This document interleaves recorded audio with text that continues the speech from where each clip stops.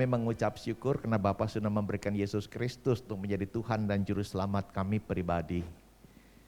Kami dulu hidup dalam kegelapan, tapi sekarang dalam terang.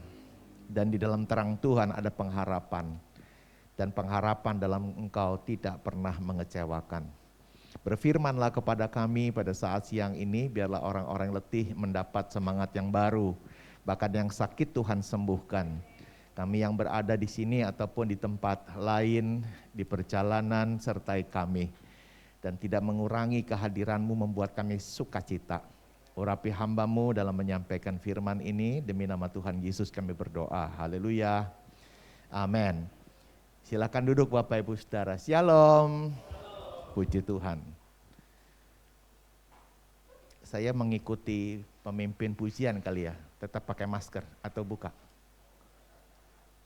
Tadi dia pilek, kalau saya enggak, berarti boleh. Beda-bedain ya, jadi saya buka aja ya. Mohon permisi ya. Mari bersama-sama kita mempersiapkan Alkitab kita dalam kitab Yakobus pasalnya yang keempat.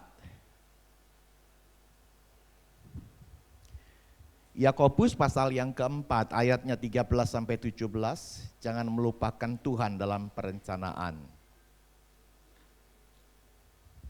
Nanti nats kita pada ayat 17, tapi perikop ini kita akan baca bergantian. Saya akan baca ayat 13, Bapak Ibu 14. Kita berselang-seling, nanti pada ayat 17 kita membacanya bersama-sama.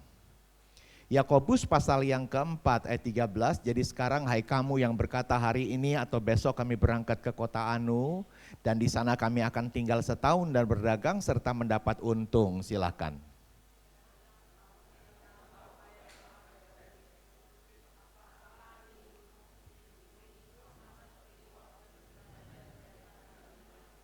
Sebenarnya kamu harus berkata jika Tuhan menghendakinya kami akan hidup dan berbuat ini dan itu.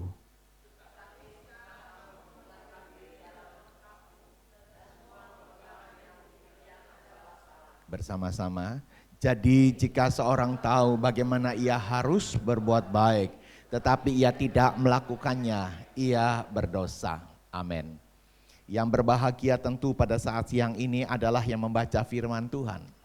Menyimpan baik-baik di dalam hati dan yang melakukannya. Renungan ini berjudul belajar selalu berbuat baik. Jadi ada kata belajar, mungkin belum ada yang sempurna, kurang-kurang dikit itu wajar. Saya juga masih belajar. Belajar selalu berbuat baik seperti nas dalam ayat yang ke-17. Sesungguhnya perbuatan baik adalah buah yang akan dinikmati oleh orang lain. Buah tidak makan buah. Jadi perbuatan kita adalah buah dan orang lain yang akan nikmati. Entah asam, manis, berserat, sulit digigit, atau justru semuanya itu sempurna. Respon itulah secara objektif akan menilai kita. Kita nggak bisa rasa-rasa kayaknya saya, ya boleh-boleh aja sih itu bebas ya. Tapi respon orang di luar kita itu dia lebih objektif, lebih benar kira-kira begitu. Pada tahun 1958 sampai 1972 Cina dilanda kelaparan dan 43 juta orang tewas. Memang penduduknya besar. Tapi pada waktu tahun 1973 pemerintah Cina mengambil kebijakan orang-orang yang mampu. Satu jiwa memberikan 1 butir beras. Jadi kalau di keluarga itu ada 10 jiwa, maka dari keluarga itu wajib memberikan 10 butir beras. Tapi andai kata dia mau kasih lebih silakan, tapi minimal 1 orang 1 beras. Dan andaikan penduduknya pada waktu itu 1 miliar, berarti bayangkan tiap hari beras dikumpulkan 1 miliar butir. Dan kalau ditakar itu bisa jadi ratusan kilo. Dan kalau ada orang yang royal ngasihnya nggak sebutir per 1 jiwa 1 kepala, dia kasih 1 liter, itu jumlahnya sangat besar sekali. Sehingga Cina di masa kelaparan pada waktu itu bisa mengatasinya. Kenapa? Karena setiap orang cuma dituntut 1 butir. Dan mereka melakukan. Dan Cina terlepas dari kelaparan. Akibatnya karena nggak ada kelaparan, orang-orang sakit pun berkurang, kematian pun berkurang, dan Cina lebih cepat memulihkan ekonominya. 1 butir beras. Makanya diistilahkan 1 butir perbuatan baik lebih berarti daripada berkarung-karung rencana baik. Mungkin gereja kita punya planning, waduh luar biasa, nggak salah. Tapi mulailah dengan 1 butir perbuatan baik. Amin saudara. Begitupun dengan hidup keluarga kita, pribadi kita. Ada 4 alasan mengapa kita harus berbuat baik. Berdasarkan 1 ayat tadi, ini adalah sebuah khotbah teks. Mari sama-sama kita perhatikan pada ayat yang ke-17. Jadi jika seorang tahu, nah ini adalah alasan pertama kita mesti selalu berbuat baik karena banyak orang yang tidak melakukannya. Dan kita nggak perlu bilang begini, ya karena dia nggak buat saya juga nggak buat. Jangan, memang di mana-mana seperti itu. Banyak orang nggak melakukan yang baik. Pendeta Paulus Wiratno berkata jika seorang berniat berbuat baik, maka dia mesti siap, dia akan diganggu. Waktunya, dompetnya, emosinya otomatis. Makanya ada orang berkata, udahlah gue gak mau berhenti walaupun ada kecelakaan yang bisa dia bantu. Kenapa? Karena dia bilang saya mau cepet-cepet, takut waktu saya keganggu. Yang kedua saya nggak nabrak, nanti disangkanya saya penabrak. Udah gitu saya mesti dimintain tolong bawa ke rumah sakit, ninggalin KTP lah, entah mesti dipanggil segala macam lah. Akhirnya keluar duit juga, berpikirnya terlalu jauh.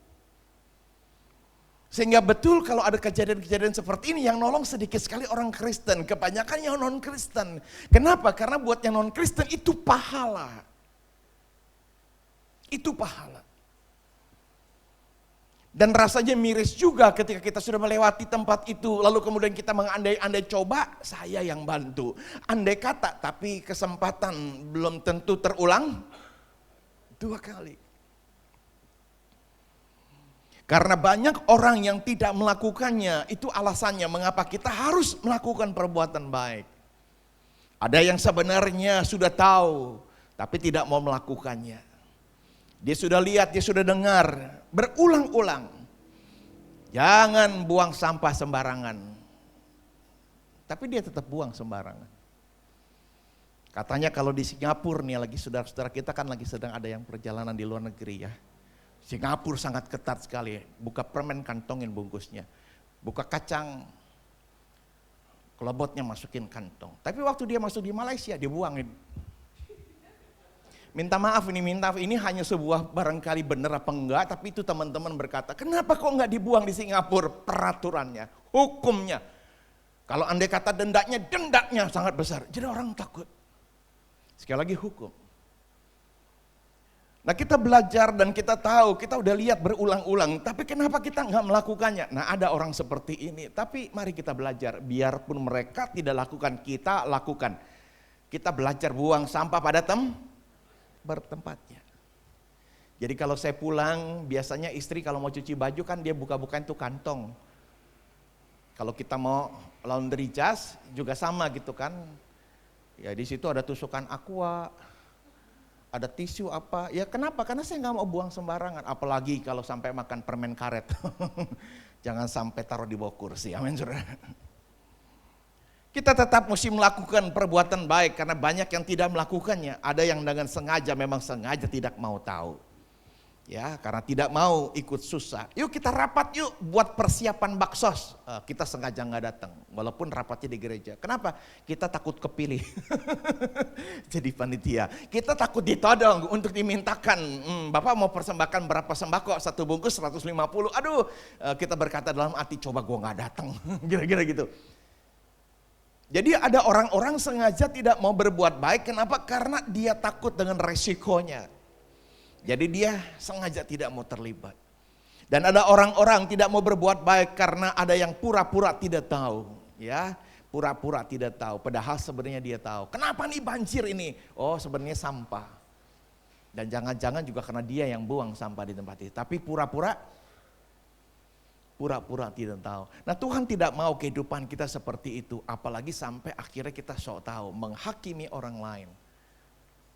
Padahal sebenarnya keluarga kita sendiri juga banyak yang melanggar aturan seperti itu. Tapi lagi sekali mari kita belajar. Tetap berbuat baik di tengah orang tidak melakukannya. Kenapa? Karena perbuatan baik adalah tabur dan tuai.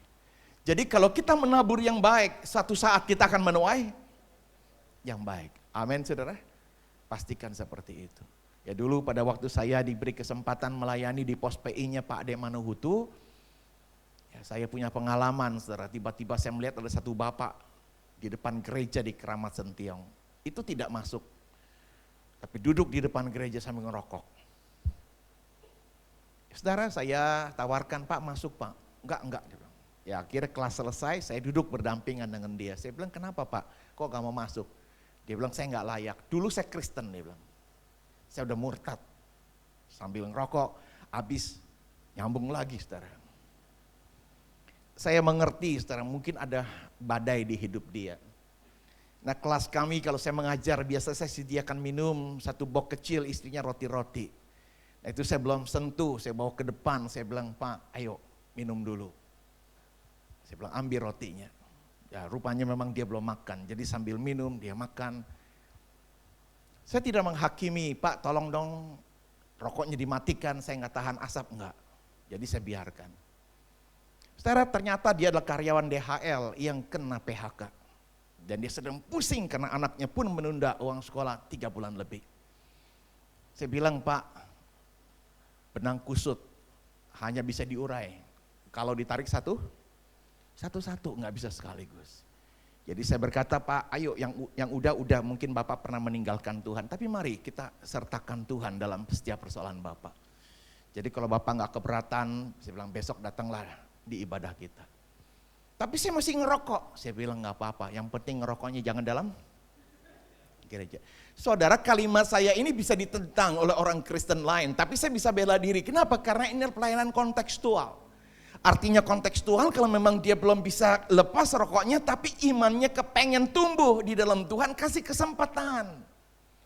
Kalau kita ngelarang dia sebenarnya apa kita lebih benar dari dia kan juga belum tentu. Tapi jangan halangi orang yang perlu Tuhan, mau ketemu Tuhan jangan dihalangi walaupun ada masalah tentang rokok. Jadi saya berkata udah Pak pokoknya Bapak kalau bisa masuk aja, yang penting gak ngerokok di dalam. Oh gitu ya, ya coba deh nanti kita lihat. Roti habis, minum habis, ketimuran kita tetap akan merasa utang budi. Jadi artinya perbuatan baik saya dihargai. Iya Pak, saya coba minggu depan. Saya coba besok dia bilang. Tapi saya nggak tahu datang apa enggak. Pada waktu kami kebaktian berikutnya dia datang saudara. Duduk paling belakang dan itu pun menjelang ibadah selesai. Saya pikir nggak jadi masalah, dia datang. Saya sambut dengan sukacita, perkenalkan kepada teman-teman, saya bilang catat sebagai anggota. Jadi dia berhak untuk mendapatkan layanan. Secara singkat kata saya berinisiatif untuk membantu anaknya yang 3 bulan gak bisa bayar uang sekolah. Sekolah di negeri saudara. Jadi saya mampu, jadi gereja tidak sediakan dana untuk itu saya bayarin. Sampai pada akhirnya anak ini bisa hampir selesai SMA. Dan dia tahu dia gak akan bisa kuliah. Dan anak ini anak yang punya inisiatif saudara. Dia berkata boleh gak saya pinjam alat musik gereja, saya mau latihan. Saya kepengen belajar main, saya bilang boleh. Tapi kalau ada pelatih saya bilang, dan itu ada 1 minggu sekitar 2-3 kali. Dan anak ini sangat suka dengan drum. Jadi dia datang saudara, latihan terus saudara. Sampai akhirnya dia bisa mengiringi jemaat kecil, bisa melayani di youth. Dan semakin berkembang, dia katakanlah belajar secara otodidak. Tapi akhirnya dia belajar partitur. Sampai kita sampai terkaget-kaget, dia belajar di rumah kah atau di mana ya. Dan terus berkembang sampai akhirnya diundang ke gereja lain. Singkat kata, gereja Pak Niko sangat meminati dia. Dan akhirnya minta izin kepada suaminya, kepada si papahnya ini, boleh nggak anak bapak di gereja saya? Oh boleh, tapi nggak boleh tinggalkan tempat asalnya. Ya udah jadi 2 gereja saudara. Nah yang di sana ibadah di sini. Satu waktu si bapak ini bilang, ya anak saya sudah ditolong sama gereja, tinggal istri saya. Dia bilang, istri saya itu muslim. Saya bilang Pak nggak apa-apa, suruh aja datang. Nggak harus jadi Kristen, yang penting datang. Dan pada waktu datang saudara dan Pak Ade yang khotbah, ya dan rupanya hatinya terbuka ketika Pak Ade khotbah. Pak Ade serta dengan nyanyi ya waktu itu kan sangat kental dengan keartisannya ya, nyanyi lagu Nona Ana ya. Singkat kata akhirnya istrinya mengambil keputusan terima Yesus. Dari 1 orang bapak, anaknya, sekarang istrinya. Saudara, kami menerima kabar baik bahwa Yosef anaknya akan ditempatkan di Jepang. Di salah satu pos untuk jadi pemain drum. Kami kaget. Dan suami istri ini berkata, Pak Hendy kalau menurut Bapak gimana? Ini kesempatan, kasih. Lalu kalau nggak ada dia, kita di Jakarta cuma berdua. Saya bilang enggak, ada keluarga dalam Tuhan. Yang setuju bilang amin. Tetap di sini saya bilang, kita sama-sama satu keluarga. Singkat kata saya ikut mengantarkan sampai airport dan anak ini berangkat. Ya satu sisi bangga, tapi kita juga kehilangan anak ini. Dan anak ini berprestasi dalam pelayanan, saudara. Dan ambil sekolah teologi di sana. Satu waktu kami dikagetkan karena anak ini minta papa mamanya untuk ke Jepang, saudara. Dikasih tiket. Aduh, Pak Hendy ini gimana? Saya bilang pergi. Anak kamu udah ada rezeki, mungkin dari gaji atau PK atau apa, pokoknya sekarang bisa pergi. Saudara tahu ketika sampai di Jepang, ternyata mamahnya ini tukang masak ketika di Jakarta. Dan di sana butuh tukang masak. Dan bukan hanya gereja, jemaat pun catering sama dia. Singkat kata akhirnya diusulkan bagaimana mama tinggal di sana. Dan si papa yang udah ikut kelas pemuritan, kita sudah bisa sharing, sudah bisa doakan orang, sudah bisa bantu konseling, sudah bisa penginjilan ke rumah-rumah. Akhirnya keluarga ini sampai saat ini ada di Jepang. Jadi pada waktu saya mengingat satu orang ada di depan, kita peduli untuk menyapa. Bahkan kita juga peduli habis kebaktian duduk bersama. Bahkan sharing makanan yang gak seberapa nilainya. Bahkan juga kita dapat informasi anaknya gak bayar uang sekolah 3 bulan. Dan kita rasa kok kita kalau kehilangan 3 bulan untuk nolong, itu gak membuat kita miskin. Bahkan setiap bulan pun kalau kita bayarin yang waktu itu gak nyampe 10.000 nilainya, minta maaf. Itu pun tidak membuat saya kekurangan. Dan kami bantu. Sampai akhirnya papanya bisa bergabung, ajak mamanya yang tadinya bukan Kristen. Dan keluarga ini menjadi keluarga yang satu keluarga di dalam Tuhan. Bahkan anaknya bisa berangkat ke Jepang, bisa bilang luar biasa. Mulai dari satu butir kebaikan, mulai dari satu butir beras, yang setuju bilang amin. Buat, itu jauh lebih baik daripada berkarung-karung rencana. Kita masih berada di bagian khotbah yang berjudul kita selalu belajar berbuat baik. Mari sekarang hal yang kedua sama-sama kita akan kaji ayat 17. Pilar yang kedua, bagaimana ia harus berbuat baik. Jadi karena perbuatan baik itu adalah perintah Tuhan, perintah Tuhan. Kalau bicara perintah, kalau kita jalani, Tuhan akan berkenan. Hatinya disenangkan. Tapi kalau itu perintah kita enggak jalani, apalagi kita sampai nyanggah, marah-marah sama Tuhan, hati-hati. Ini bisa sifatnya jadi hukuman. Jadi kalau gitu perbuatan baik bukan satu hal yang sifatnya sederhana. Ya gue mau lakukan kayak enggak, kayak terserah gue. Jangan. Ini adalah perintah Tuhan. Kita bukan karena perbuatan baik diselamatkan. Tapi orang yang udah diselamatkan tandanya dia mesti suka berbuat baik, saudara. Jadi perbuatan baik itu menjadi simbol, tanda. Kita tuh udah bertobat belum? Kita udah diselamatkan belum sih? Minta maaf nih. Dan kelihatannya akan tampak dari bukti yang nyata, yaitu perbuatan baik. Jadi kalau orang Kristen ngomongnya, maaf nyakitin orang, tindakannya dalam bisnis nipu orang. Ya, kalau ngomong senantiasa selalu gak bisa ditebak, penuh dengan kebohongan, hati-hati. Hati-hati, jangan-jangan memang dia belum bertobat, jangan-jangan memang dia belum percaya sama Tuhan. Pak, tapi dia belum dibaptis, nggak ngejamin Pak. Ada karunia Roh Kudus, tapi ada buah Roh Kudus. Karunia Roh Kudus tidak membuat kita masuk surga, tapi buah Roh Kudus itu menuntun kita ke surga. Karena buah Roh Kudus adalah karakter. Kita sangat setuju. Orang jahat itu kayak begitu, kita nggak boleh jahat, betul. Tapi kenapa kita masih jahat, minta maaf. Itu sebabnya hidup Kristen menjadi hal yang sangat simbolik. Orang Kristen itu mestinya baik, betul. Karena Yesusnya baik, amin. Yesusnya baik. Seorang sahabat ketika masuk penjara langsung ditanya, lu agamanya apa? Kristen. Kok Kristen masuk penjara? Emang kenapa gak boleh Kristen masuk penjara? Minta maaf ya. Jadi kalau agama lain masuk penjara, kelihatannya hal yang biasa. Tapi kalau Kristen masuk penjara, orang bertanya, kok Kristen masuk penjara? Kenapa? Karena simbolik Kristen. Mesti Yesusnya baik, juru selamatnya baik. Mestinya jemaatnya juga baik. Jadi kita masih berada di pilar atau bagian yang kedua alasannya. Karena perbuatan baik adalah perintah Tuhan. Itu sebagai buah pertobatan. Dan perbuatan baik sebagai senjata untuk mengalahkan kejahatan. Ya, saya pernah bersaksi tentang tetangga di komplek kami. Itu kenapa tiba-tiba benci sama saya. Ya, kalau saya pernah punya salah sama dia ya wajar. Ini kayaknya kok saya sama yang lain juga baik. Dia bukan sekomplek dengan saya, dia depan komplek kami. Jadi kalau udah ngeliat saya langsung buang muka. Lama kelamaan bukan itu aja, dia buang ludah. Ya, minta maaf ya, umur saya waktu itu masih di 30-an.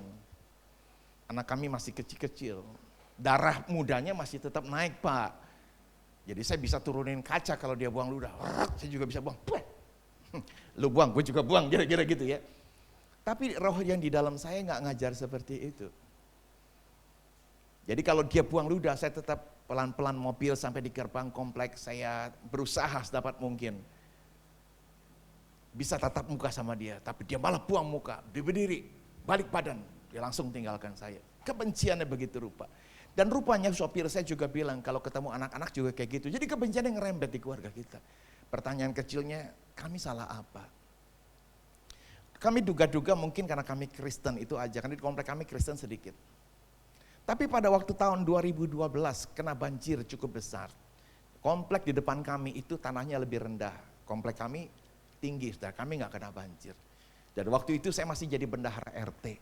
Kami rapat kecil di tempat kami, dan kemudian RT berkata, Pak kasihan, dia bilang, komplek depan walaupun bukan RT kita. Itu kerendam loh Pak sampai ke pinggang. Katakanlah orang itu namanya Eman, maka pertanyaan saya, itu kalau nggak salah ada yang namanya Eman. Itu Eman di situ. Dalam hati saya ini yang sering ngeludah nih. Dan RT berkata, Pak gimana kalau kita santun mereka, ada sekian kakak. Kita siapkan sembako dari komplek ini. Satu set itu 150.000, biasalah isinya terigu, gula pasir, ada minyak goreng, ada kecap, waktu itu juga dimasukkan Indomie. Ya 150.000, 2012 ya, kelihatannya komplit 150.000. Jadi saya setuju dan saya berkata, Pak kalau gitu satu keluarga kan 150.000, saya ambil 2 paket. Jadi yang satu wajib, yang satu tambahan. Tapi yang tambahan ini Pak, saya minta izin sampaikan ke si Eman. Loh Pak Hendy kenal sama Eman, ya cuman saya nggak bilangnya sering buang ludah. Dia bilang sampaikan sama Eman. Baik Pak. Nah, pesan saya bilang jangan bilang dari saya. Nah rupanya memang RT kami nggak punya waktu untuk menyampaikan, jadi dia titip ke satpam. Dan satpam kami dikasih pesan, nih sampein ke si Eman tuh dari Pak Pendeta. Tapi nggak kasih pesan, lu kasih tahu sama si Eman. Ini dari NN, gitu kira-kira gitu kan. Nah si sopir lain, dia bawa itu paket kasihkan Eman. Man ini dari Pak Pendeta buat lu. Dan si Eman itu kaget saudara, dapat paket dari kami. Ya di tengah kebutuhan tapi juga ya di tengah mungkin dia ada kebencian sama saya. Tapi sekali lagi kasih mengalahkan kejahatan. Amin saudara.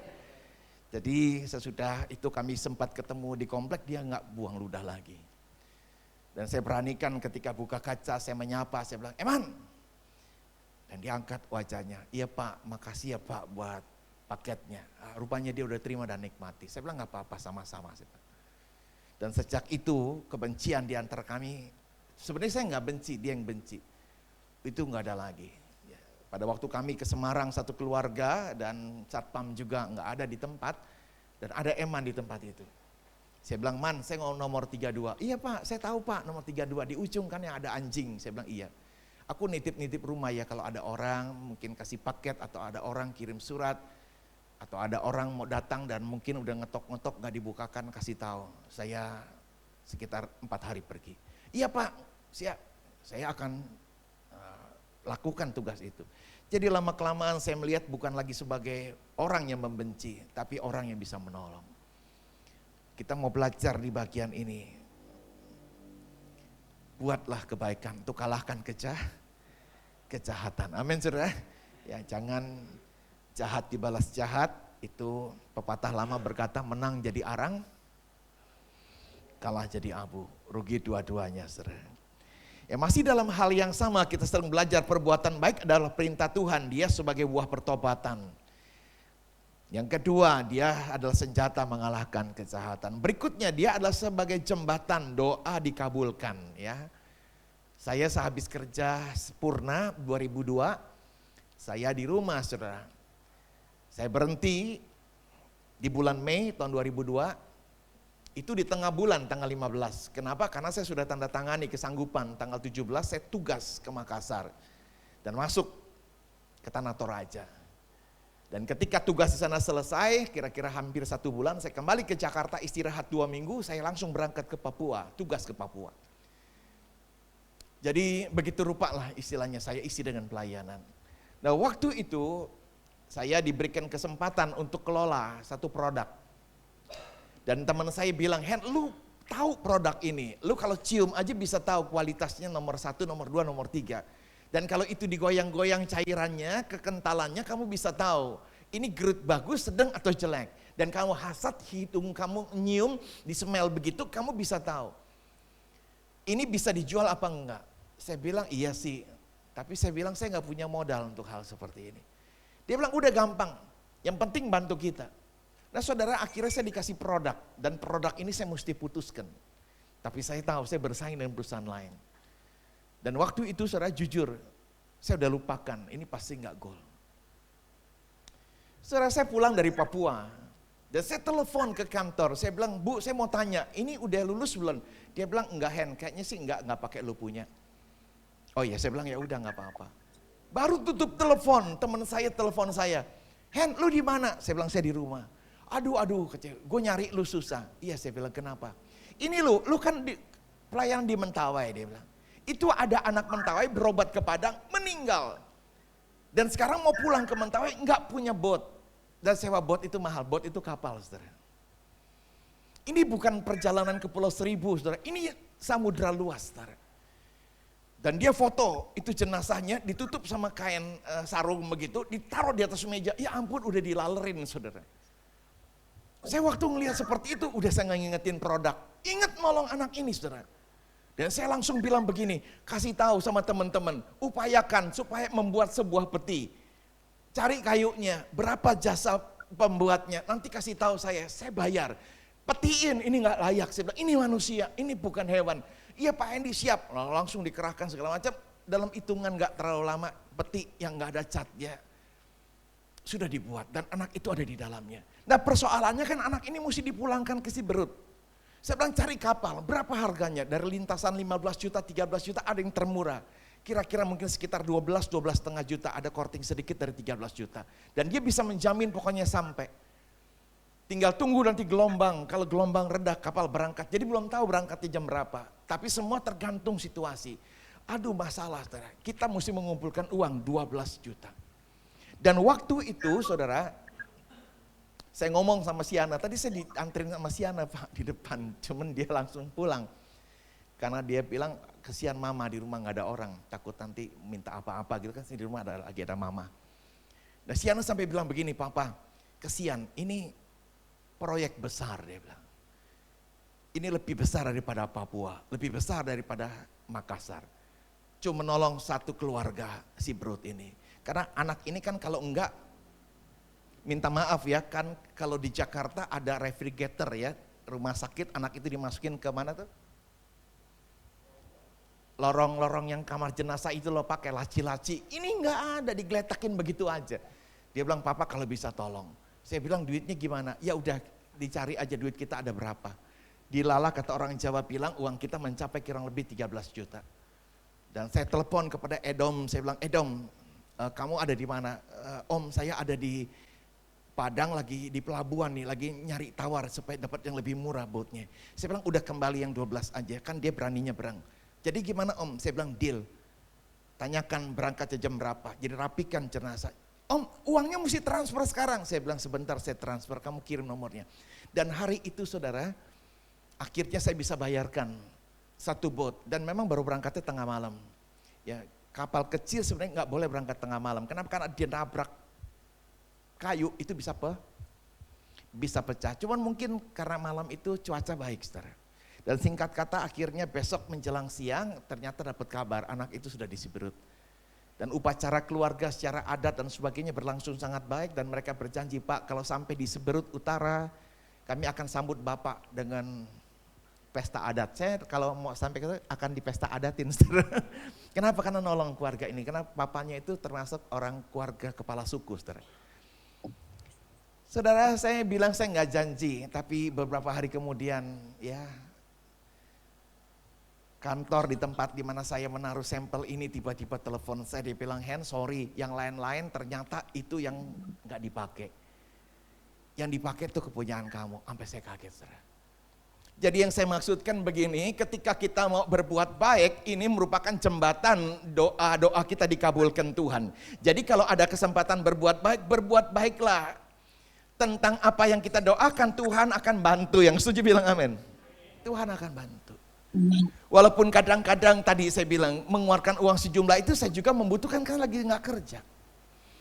Tapi lewat ini akhirnya ini bisa membuat semuanya bisa kembali. Karena ini pemakaiannya rutin dan saya cuma menjadi semacam kayak makelar. Telepon teman saya kan punya barangnya, saya bilang, "Dia mau pakai?" "Oh bisa." Saya bilang, "Iya." "Ya udah kamu dapat fee." "Wah, dapat fee." Dan fee-nya itu koyuyung lumayan dalam US dollar. Dalam US dollar. Dan waktu itu mungkin kalau US dollarnya katakanlah mungkin sekitar 10.000 ya. Hampir tiap bulan saya bisa mendapatkan antara 70 sampai 150 US dollar. Jadi kalikan, itu lebih daripada gaji kita sebelumnya. Sampai saya bilang, Tuhan cuman karena nolongin anak ini, nyebrangin. Ini yang udah dibilang kayaknya sih lu gak masuk kan. Tapi lagi sekali bagi Allah tidak ada yang mustahil. Ini malah jadi. Ya, dan orang sering ngomong, "Lu nggak kerja, lu dari mana?" "Ya dari burung gagak."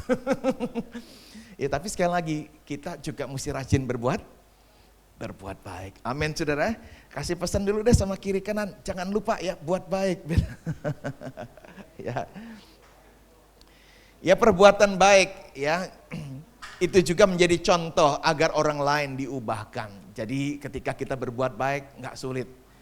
Ya orang lebih mempercaya apa yang kita buat daripada yang kita ngomongin ya. Makanya anak-anak bilang susah kalau ngikutin papa, nggak bisa kaya. Saya bilang kenapa? Punya duit sedikit beli ini kirim mentawai, punya duit sedikit beli ini kirim mentawai. Saya bilang ya gimana hati nggak bisa dibendung. Saya bilang tapi kan kamu lihat papa nggak kekurangan. Dan dari situlah kemudian anak saya respon, kalau gitu saya ikutan dah biar diberkatin. Nggak jadi loh, nggak bakal diberkatin. Jadi niatnya udah nggak tulus, nggak boleh. Kita lakukan mesti tulus. Nanti itu penutup khotbah, saya akan khotbahkan itu. Jadi kenapa berbuat baik nggak diberkati, salah satunya ini. Karena nggak tulus. Jadi mari belajar untuk tulus, yang setuju bilang amin. Untuk tulus. Dan sebagai investasi persaudaraan, jadi kalau kita berbuat baik pasti banyak teman. Satu saat kita pasti lihat teman itu adalah teman yang kita perlukan. Ya saya tinggal ya 1 tahun lebih duluan sebelum menikah di Durensawit. Wah masih banyak tanah kosong. Saya nomor 32, 34 kerampokan, 36 kerampokan, deg-degan juga. Kapan giliran saya kerampokan, saudara ya? Deg-degan, saudara. Pagi-pagi saya buka gorden, 4-5 orang ada di teras saya. Pintu gerbang saya gembok. Pintu dalam memang saya gembok, tapi dia bisa ada di teras, gimana caranya? Wah naik. Kacang aur-auran di situ, kartu gaplek di situ, minuman di situ. Oh baru saya tahu mereka sopir sama kondektur Metro Mini. Di depan kita tuh pangkalan. Waduh dalam hati saya sangat ketakutan waktu itu. Tapi gimana persoalan dihindari atau dihadapi, ini persoalan. Adalah pilihan. Jadi saya buka pintu saya, mereka masih ngegeletak seperti itu. Saya sapa, apa kabar, apa kabar? Bos, maaf bos. Jangan lari, saya bilang. Kalau kamu lari bisa ketusuk tombak. Nanti saya bukain pintu. Iya, saya pikir gak ada orangnya. Dalam hati saya gimana gak ada orang, lampu nyala, ada motor. Tapi saya sapa baik-baik, saya bilang, kamu di mana? Di pangkalan depan. Maaf ya bos, maaf ya. Saya bilang gak apa-apa. Di satu waktu ketika saya pulang dari kantor, mereka ada di situ jajaran. Saya belikan gorengan. Saya kasih duit ke mereka, saya bilang jangan beli rokok. Baik. Mereka makan. Jadi kita jadi dekat sama mereka. Saya masih pakai mobil Kijang super warna hijau. Udah lama tuh mobil. Mungkin juga perawatan kurang terlalu baik. Tiba-tiba mobil itu mogok mencelang sampai rumah. Starter nggak bisa. Waduh, dorong ini. Pikiran seperti itu. Tiba-tiba sebuah Metro Mini menyalip saya dan berhenti di depan saya. 2 keneknya langsung turun, menggedor kaca saya. Turunin. Saya bilang, iya pak, kenapa pak? Saya bilang, saya salah apa? Ini kenapa berhenti di sini? Gak bisa dihidupin. Coba sekali lagi. Gak bisa. Buka kap mesinnya. Buka kap mesin. Ya udah tarik. Dan dia angkat. Saya nggak tahu apa yang dia lakukan. Tapi pada waktu itu dia bilang, ini akinya. Tutup lagi. Dan mereka berdua mendorong sampai saya sampai di rumah. Aduh, saya nggak enak sekali. Sebagai orang timur, saya siapkan uang. Tapi mereka bilang, Pak, aku yang biasa nongkrong di depan komplek Bapak. Ini Metro Mini kan juga kandangnya di sini. Saya bilang saya nggak tahu. Nggak usah, dia bilang.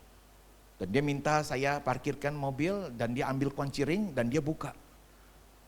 Dia bilang, Pak, aku bawa ya ke bengkel. Ini kita cas. Ini strumnya habis. Saya bilang, nanti gimana? Nggak apa-apa kan Bapak nggak pergi lagi. Nanti kalau udah ada isi saya bawa ke sini lagi. Dia mendorong mobil saya. Dia mencasin aki, nggak mau diganti, nggak mau dikasih uang jasa. Saya baru bilang begini, Tuhan. Kalau gitu kebaikan-kebaikan saya yang di masa lalu, walaupun tampaknya nggak pernah akan terhitung bahwa dia akan tolong saya. Di saat itu baru saya tahu ternyata itu tabur dan tuai. Kita nggak ngerti tapi jadi jembatan persaudaraan ya. Dan saya tinggal di komplek itu ngerasa nggak lagi takut. Ya, bahkan satpam pada waktu itu bilang Pak Hendy mah temennya preman. Temennya preman. Ketatoan saudara. Bukan saya temennya preman, saya temennya banyak. Amin saudara. Mari sekarang yang ketiga dari 4 alasan. Yang ketiga ya, kita mesti belajar berbuat baik dan terus berbuat baik. Ayat 17, tetapi ia tidak melakukannya. Jadi karena berbuat baik lebih banyak tantangan saudara. Sampai pendeta Yuda Maliaol berkata kalau kita nggak mau diganggu setan, ya udah jadi temannya setan, saudara. Sampai dia bilang kayak gitu. Jadi saya nggak setuju ya, kita mesti tetap jadi temannya Tuhan, amin saudara. Setan mesti kita usir, kita injak-injak, amin. Jangan pernah jadi temannya setan. Ya ada teman saya sampai berkata, aduh Pak Hendy saya minta maaf. Udah ikut pemuridan, tapi saya masih berobat ke paranormal, bahkan masih minum ini, syarat ini segala macam. Sampai saya mandi bunga dan sebagainya. Saya bilang jangan minta maaf saya, minta ampunnya ke Tuhan. Jujur kalau saya sedih, tapi di atas segala-galanya Tuhan yang lebih sedih. Kalau kamu minta ampun sama Tuhan, Tuhan yang bisa ampuni dosa. Tapi kalau sama saya nggak bisa ampuni dosa. Ya paling cuma sedih doang. Nah, mari kita belajar saudara untuk tetap berbuat baik ya. Apapun yang dunia tawarkan, jangan sampai kita berobat. Hadapi liciknya anak-anak dunia. Saya pinjam Lukas pasal 16 ayat 8, boleh ditampilkan Pak? Lukas pasal 16 ayat 8, hadapi liciknya anak-anak dunia. Lalu Tuhan itu memuji bendahara yang tidak jujur itu karena ia telah bertindak dengan cerdik. Sebab anak-anak dunia ini apa?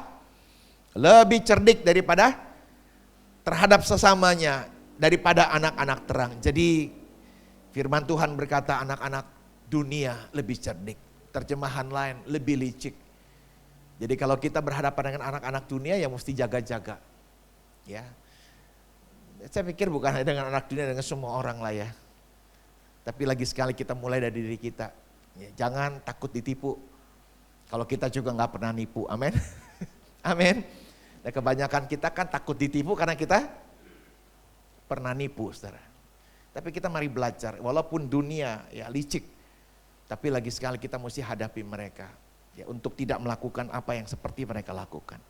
Hadapi pergaulan yang salah arah. 1 Korintus pasal yang ke-15 ayat 33. Saya pinjam ayat ini. 1 Korintus pasal 15 ayat 33, janganlah kamu sesat, pergaulan yang buruk merusakkan kelakuan yang baik. Jadi mari kita belajar hidup di komunitas. Ya, pilihlah komunitasnya gereja, komunitasnya komsel anak-anak Tuhan. Ya, walaupun di lingkungan kita tahu ada bekas teman SMP, ada klub taruna dan sebagainya, tapi mari lebih dekat ke kelompok anak-anak Tuhan. Amin saudara. Jadi hidup kita ke depan diwarnai dengan siapa kita bergaul. Pendeta Yakob Nahawai ketika beliau masih hidup, dia berkata, sebutkan temanmu siapa aja. Dan intensif kamu lakukan itu. Baik mungkin di hari-hari ini atau dalam minggu ini. Sebutkan siapa aja. Dan Pak Yakob Nahawai berkata, saya akan kasih tahu 5 tahun mendatang kamu jadi apa. Jadi kalau kita ingin maju, maka berkumpullah dengan orang-orang yang juga punya jiwa maju. Kerohaniannya lebih dewasa, yang setuju bilang amin. Hidupnya lebih suci dan selalu mencintai Tuhan. Cari seperti itu. Nah, lambat atau cepat kita akan bisa seperti itu, saudara. Masih dalam hal yang sama di bagian ketiga ini, hadapi kuatnya hakikat dosa. Ya, jadi bukan kejahatan membuat kita dosa, tapi dosalah yang membuat kita jahat. Membuat kita jahat. Ya, jadi pada dasarnya harimau itu raja hutan. Tapi bukan karena dia makan ayam, makan kambing, maka dia baru dibilang raja hutan. Sejak kelahirannya, hakikatnya, dosa dan buahnya adalah perbuatan jahat. Jadi mari kita belajar menghadapi, bahkan kalau bisa mengalahkan kuatnya hakikat dosa. Roma pasal yang ke-7 ayat 20, Rasul Paulus berkata, jadi jika aku berbuat apa yang tidak aku kehendaki, maka bukan lagi aku yang memperbuatnya, tetapi dosa yang diam di dalam aku. Jadi pengennya sih buat baik, tapi kenyataannya jahat lagi, jahat lagi. Nah, untuk seperti itu hakikat dosa nggak bisa kita kalahkan sendiri. Kita perlu pertolongan Roh Kudus, amin saudara. Kita perlu minta supaya Roh Kudus bantu kita, supaya hakikat dosa ini jangan sampai terwujud jadi perbuatan jahat. Dan ini perlu dilatih. Ya, nggak bisa pertobatan total bisa terjadi dalam satu hari yang sama, nggak bisa. Tapi sebuah proses. Dari hari ke hari, aduh Pak saya kelolosan, Anda ngomong jahat lagi, wajar, tapi coba lagi. Aduh Pak terpaksa saya mesti nipu lagi, ya udah. Tapi jangan lakukan lagi di berikutnya ini. Ayo coba lagi, bangkit lagi. Dan pada akhirnya sampai dia bisa. Itu sebuah proses. Dan itu sebuah perjuangan. Jadi kalau gitu jangan pernah merasa minder ketika pernah buat salah. Minta ampun lagi, minta ampun lagi. Jangan minder, tapi juga harus tahu diri. Jangan mempermainkan Tuhan. Amin, saudara. Jangan mempermainkan Tuhan. Karena setiap kali pelanggaran pasti ada hitungannya. Ya, kalau sampai ditegur aja nggak mempan, Tuhan bisa jewer. Kalau jewer aja nggak mempan, Tuhan nggak sayang untuk cabut kupingnya. Waduh, cabut kupingnya, saudara. Aduh, ngeri sekali. Ya. Tapi kita percayalah, proses ini membuat kita semakin bisa terbentuk, bahkan terbantuk lebih cepat. Penutup khotbah ini dalam hal yang terakhir dari 4 alasan mengapa kita harus selalu berbuat baik. Saya review sebentar, tadi yang pertama karena banyak orang tidak melakukannya. Nah kita harus lakukan, kalau kita lakukan nilainya pasti lebih baik, lebih tinggi. Yang kedua alasannya karena perbuatan baik itu adalah perintah Tuhan. Jadi kalau kita nggak lakukan perbuatan baik, ya ada hukumannya saudara. Ya kalau hukumannya sangat berat, nah itu sangat menyengsarakan. Tapi kalau hukumannya cuma hilang damai sejahtera, ya udahlah. Yuk kita bertobat. Tapi kalau hukumannya sampai kena PHK, sampai rawat inap. Aduh sampai teman saya bilang, lu bener Hen. Bener yang mana? Lu kan dulu sampai bilang, jangan sampai kecewa sama Tuhan. Jangan sampai nggak mengampuni pasangan hidup. Ya saya bilang, udah dia ngomongin kamu waktu itu kan nggak terima. Dan sekarang dia kena cancer usus besar. 3-4 hari yang lalu baru kemo yang keempat kali. Dan sekarang dia omongan lu tuh bener. Ya tapi semua penyesalan hadirnya belakangan. Tapi waktu itu gak percaya. Ya saya kan ngomong ada data. Si Anu pernah ngalamin itu, si Anu rugi kalau kita terus berbuat jahat gak mau bisa mengampuni. Nah, sekarang ini ya saya bilang udah jalani. Kamu kan udah minta ampun sama Tuhan. Tuhan udah ampunin, tapi perobatan mesti dijalani. Katanya paketnya berapa kali? Ya kalau cepat sih 8 kali. Ya saya bilang, ya jalanin 8 kali. Sakit kayak disilat-silat katanya kulitnya. Aduh, saya bilang, saya sih nggak ngalamin, tapi saya percayalah nggak enak. Ya, bahkan satu hamba Tuhan punya istri, Ibu Esther almarhum. Jadi istrinya Bapak Pendeta yang di Kelapa Gading. Dia bilang sampai ketika di kemo Pak Hendy mencet handphone, itu seperti kebakar. Ya tentu mungkin masing-masing punya obat berbeda-beda ya. Sampai dia bilang, aduh amit-amit deh jangan sampai Pak Hendy. Iya saya bilang. Saya ikut menyelami, ikut merasakan sakitnya seperti apa. Nah mari sekarang yang terakhir, yang keempat alasan mengapa kita harus selalu belajar berbuat baik. Terakhir pada ayat yang ke-17 kalimat yang berkata, ia berdosa. Jadi kalau ia tidak melakukannya, ia berdosa. Ya karena perbuatan baik itu menuai kekecewaan, bisa menuai kekecewaan. Tadi saya sudah mengatakan salah satunya ya karena kita tidak tulus. Ya tapi saya runut yang pertama karena kita menyembunyikan kesalahan kita. Ya jadi Baiklah, mari kita belajar untuk berbuat baiknya luar dan dalam mesti sama. Amin, saudara.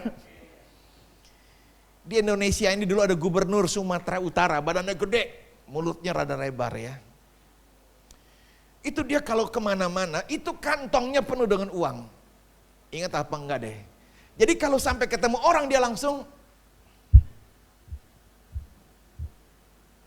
aduh, sampai diangkat di media, dipuji-puji di mana-mana, dan itu bukan recehan ribuan, tapi mungkin kalau pecahan zaman sekarang mungkin yang paling mulia minta maaf adalah yang warna merah, itu seperti itu.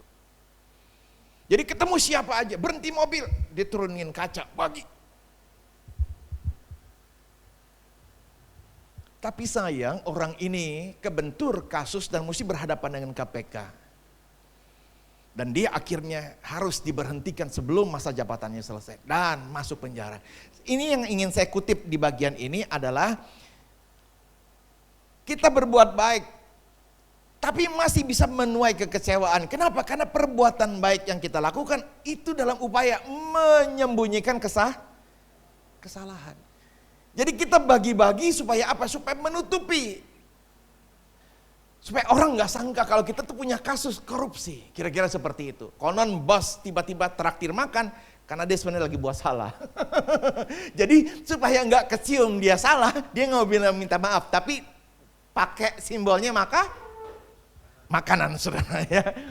Sebenarnya bukan itu yang dibutuhkan. Yang dibutuhkan adalah perubahan. Yang setuju bilang amin. Seharusnya. Dan kita nggak boleh lakukan itu, menutupi kesalahan dengan perbuatan baik. Nggak boleh.